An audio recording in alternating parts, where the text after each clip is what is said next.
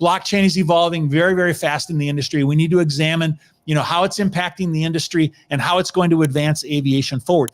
And the only way that we can do that is if we really better, understand that. Okay. Hey, Luis, I want to ask you a question.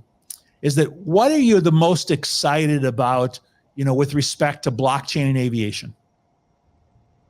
Great question. Well, basically, because we can increase safety and return a very significant part of money to the industry.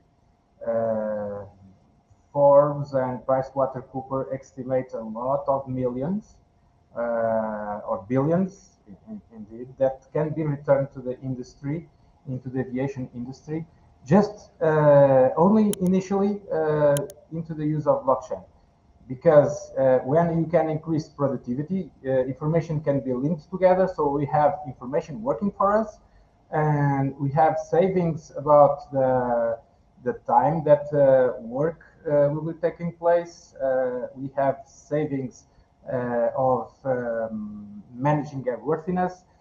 So we have a lot of use cases in aviation for blockchain.